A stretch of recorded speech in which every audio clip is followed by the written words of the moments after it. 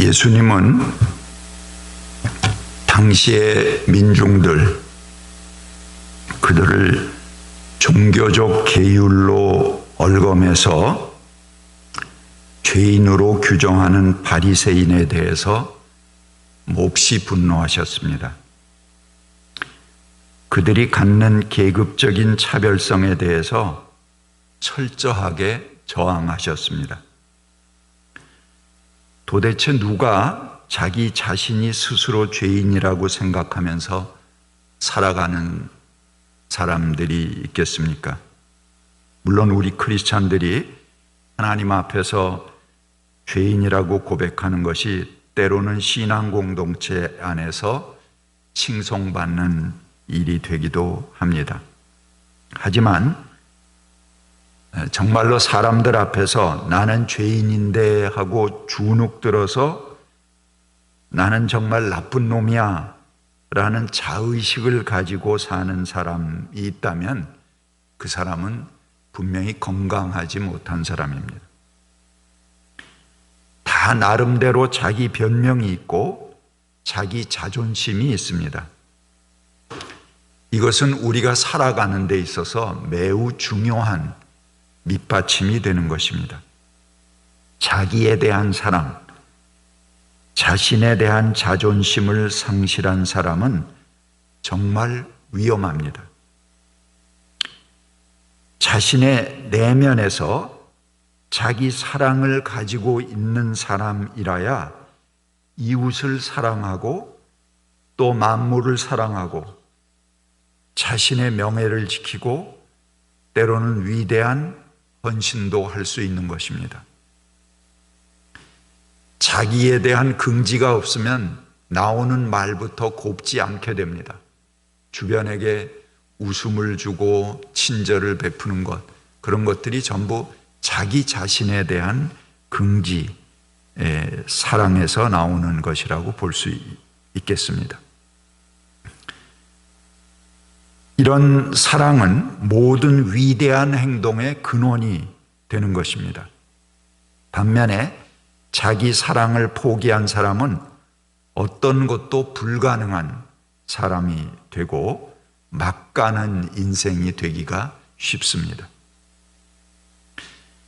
그래서 예수님께서는 죄인에게는 관대하시고 그들을 친구라고 하시면서 그들을 죄인으로 규정하고 올가매는 바리새인들에 대해서는 아주 심하게 나무라셨습니다.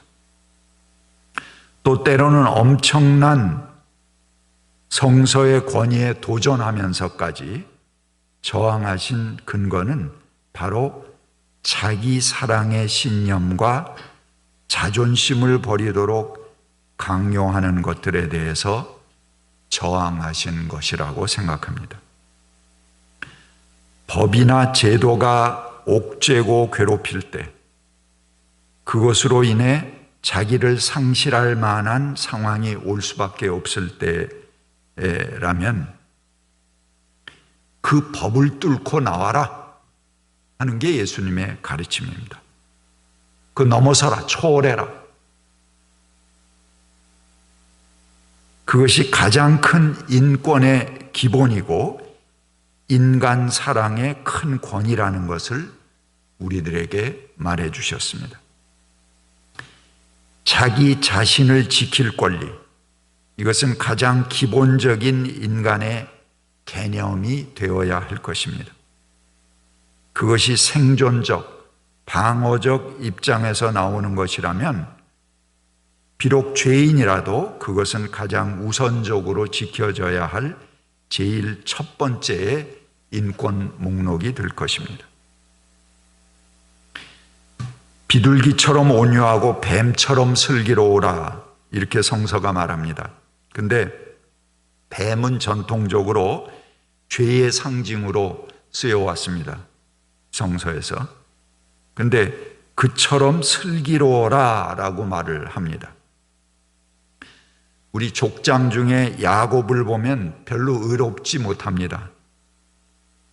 그러나 그는 가장 위대한 조상 중에 하나입니다. 자기 생존을 위한 권리, 그것은 죄와 율법과 어떤 권위도 뛰어넘습니다. 일반 법률에서 묵비권을 행사하는 권리를 인정합니다. 그리고 재판에서도 자기를 보호하기 위해 불리한 증거를 숨기는 것은 용인해 줍니다. 인정해 줍니다. 누구든지 자기를 방어할 권리가 있기 때문에 그렇죠. 꼭 그대로 그의 죄를 입증하는 차원을 벗어나는 생존 차원의 자기 권리입니다. 그리스도의 목회는 우리를 자유케 하며 해방케 하시는 목회입니다. 당시 유대인들은 율법의 틀로 사람을 묶어서 죄인을 만들어냈습니다. 그런데 오늘날의 우리 기독교도 마찬가지입니다. 그동안의 교회 전통이 어떻게 해서든지 인간을 죄인이라는 틀 안에 묶어놓고 그래야 쉽게 조직과 구조에 충성하기 때문에 그들을 순한 양으로 길들여 왔습니다. 그러나 그리스도의 나라는 종의 멍에를 메고 사는 나라가 아니라 모두가 자유하며 평화를 누리는 나라입니다. 모두가 세상을 통치하는 그리스도의 정의로운 통치에 참여하며 화해된 세상, 대동세상이죠. 대동세상의 질서가 충만한 나라를 누리는 것입니다. 우리 교회 한 해의 삶을 한번 돌아보겠습니다. 올 한 해 동안 우리 사회는 그동안 겪어보지 못한 어려움이 있었습니다. 올 한 해 우리 교회에서 24주일을 대면 예배를 드렸습니다. 그리고 28주일은 비대면 예배로 드렸습니다. 교회의 중요한 절기인 부활주일과 성탄절을 전부 비대면으로 드렸고 추수감사절만 겨우 날짜를 옮겨서 대면으로 드렸습니다. 그래도 감사한 것은 그 틈새에 헌당 예배를 드릴 수 있었던 것은 참으로 다행이었다고 생각합니다. 대면으로 모이는 주일도 일부의 교인들은 비대면으로 참여하는 그런 실정이기 때문에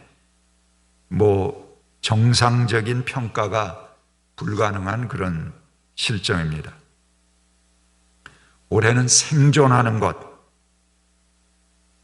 그것으로 족하다. 그러면 감사하자. 그렇게 생각해 봅니다.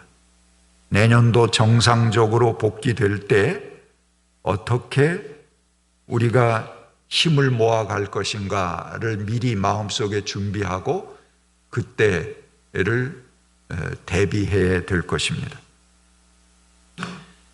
교우들의 사기면에서는 새로운 예배당이 완성되었고 또 간간히 대면 예배가 가능할 때 지역 사회의 재가 복지 공동체 어린이와 청소년들이 함께 이 자리에 참석해 주어서 또 그 지도자들도 다 같이 자리를 함께 하니까 빈자리가 꽉 차는 것이 아주 고무적이었습니다.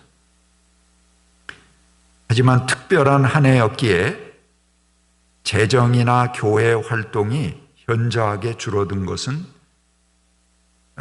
사실입니다. 그래서 쉽게 이게 내년도에 빨리 복원될 수 있을지 사실 염려가 되기도 합니다. 교육 목회, 청년 목회에 대해서 다시 어린이와 중등부를 합한 그런 모임이 시작된 것은 매우 기쁜 일이고 우리가 희망을 가질 수 있는 일이라고 생각합니다.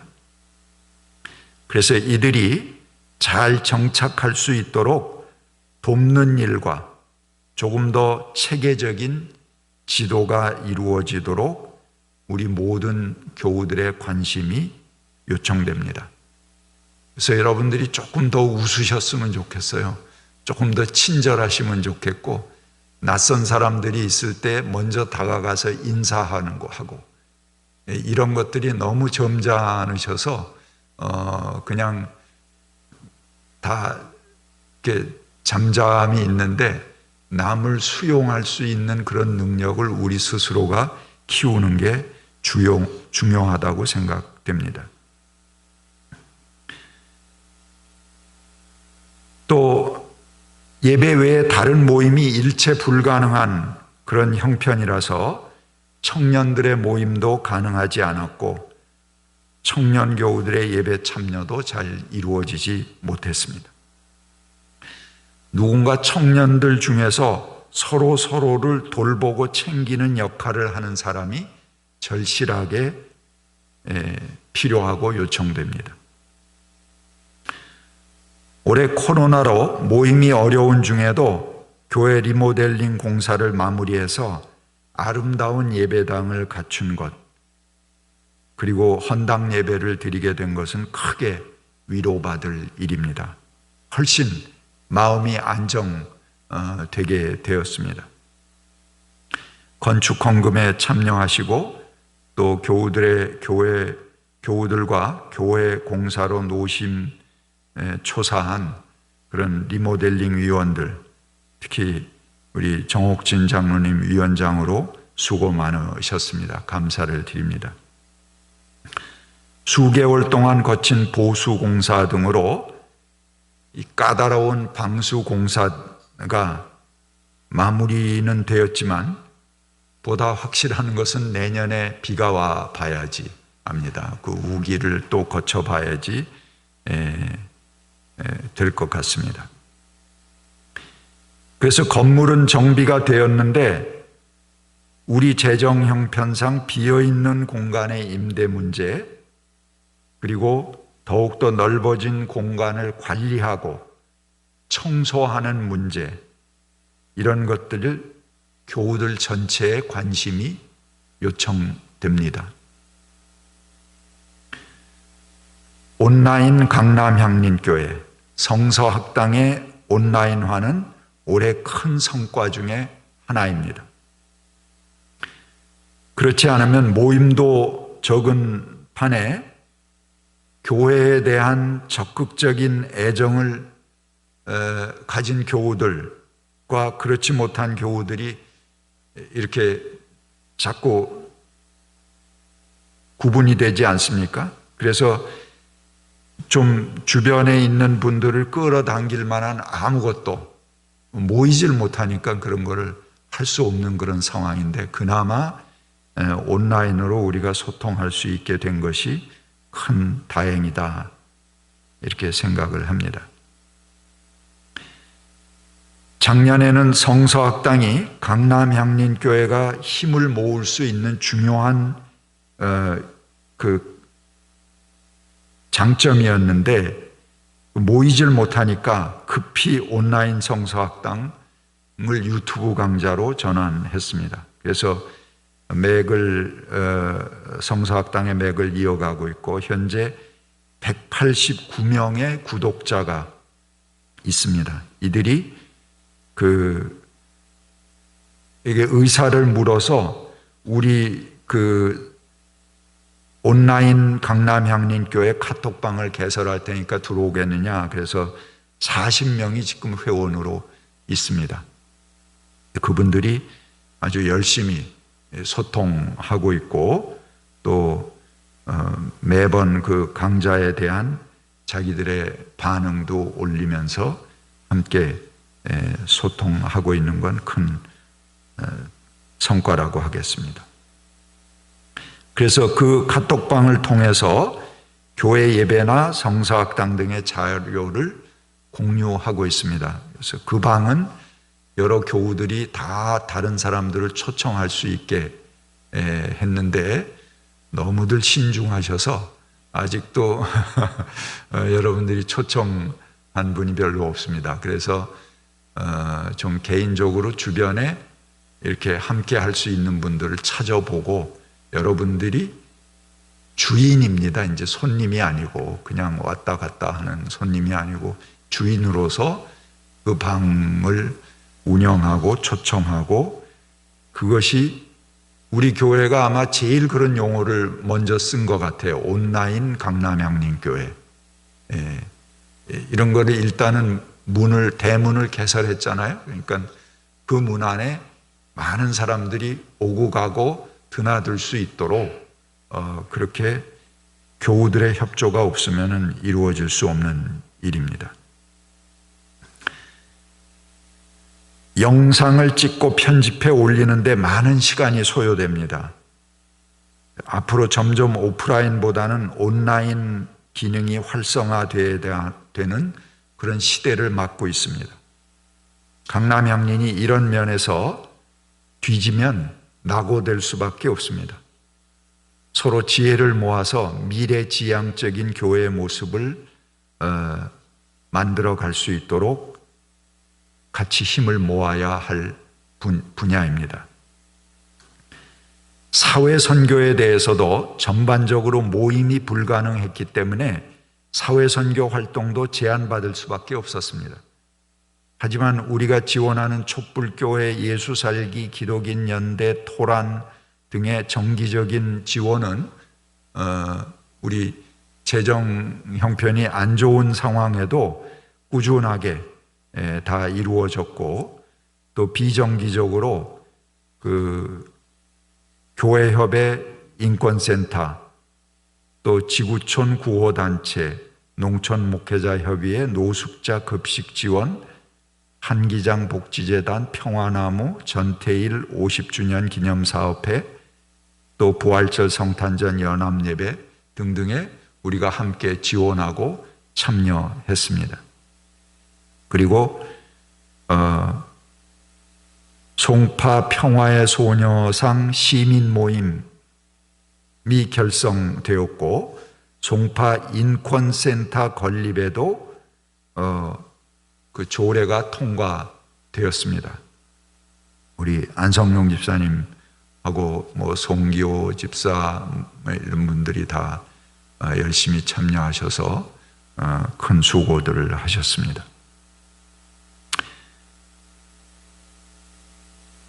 그리고 토지 강제 수용 철폐를 위한 철거민과의 연대활동, 북한산 불법 콘도 국정감사 촉구를 위한 서명, 세월호 진상규명을 위한 기독인 릴레이 단식기도, 농안법 개정을 위한 감사 청구 공동 발의, 전태일 50주년 추모 거리 기도회 등등으로 어려운 환경 속에서도 교회와 사회의 몫을 감당하려고 노력한 한 해였습니다.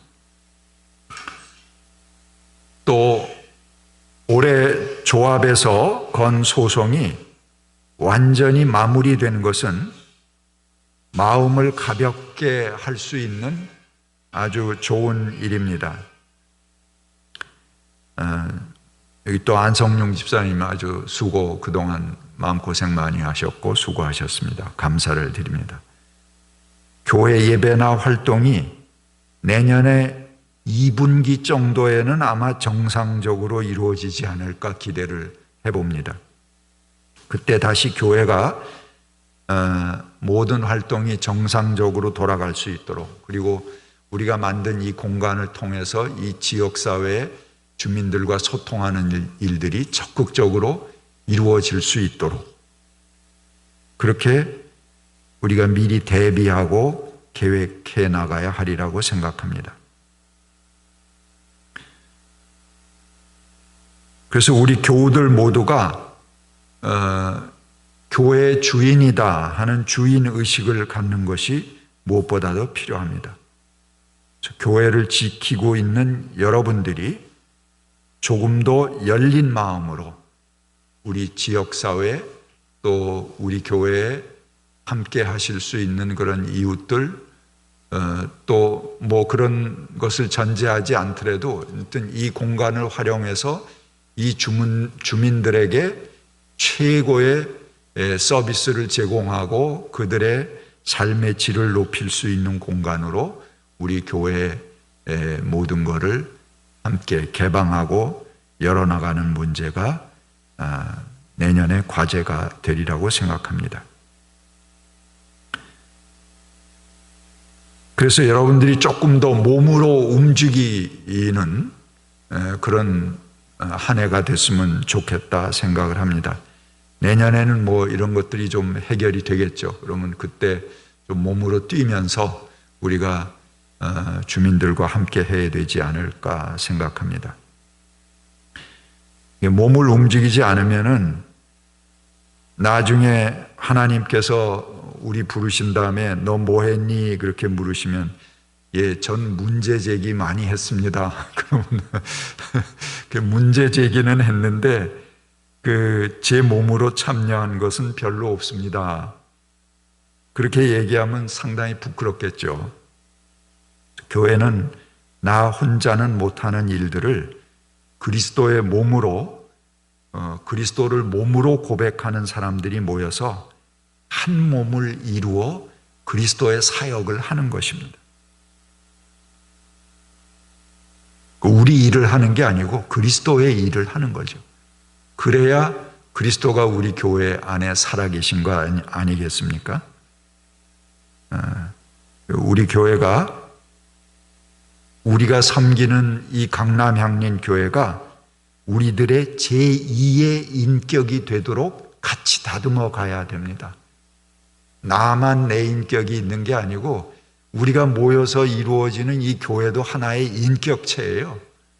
그러니까 이 인격체를 어떻게 다듬어 가는가는 우리 공동의 과제입니다. 그것이 우리의 신앙생활이고요. 그러니까는 이 아름다운 강남향린 교회가 정말 인격적으로 성숙하고 그리스도의 향기가 풍풍 풍기는 그런 향기 나는 교회가 되도록 우리가 만들어 가야 할 것입니다. 코로나로 인해 올 한 해 우리 사회가 여러 가지 충격을 받았습니다. 그지만 그 중에서도 가장 큰 충격은 자연이 우리를 공격해 올 수 있다는 충격입니다. 그리고 그 원인은 바로 인간들에게 있다는 것이 이 코로나로 드러난 것 아니겠습니까? 그래서 앞으로는 더욱 생태, 환경의 문제가 절실한 우리들의 과제로 나타나게 될 것입니다. 그래서 교회의 절기는 이 대림절부터 시작되죠. 그래서 올해 대림절부터 제가 그리스도에 대해서 전혀 그동안 여러분들이 들으셨던 것하고는 다른 그런 생태적 그리스도에 대해서 계속 같이 추구해 오고 있습니다. 아마 내년에도 이것이 우리 교회의 아주 중요한 주제가 되리라고 생각이 듭니다. 그래서 신학도 신에 대해서만 이야기하는 것이 아니라 자연과 생태적인 관련 속에서 새롭게 조명되어야 합니다.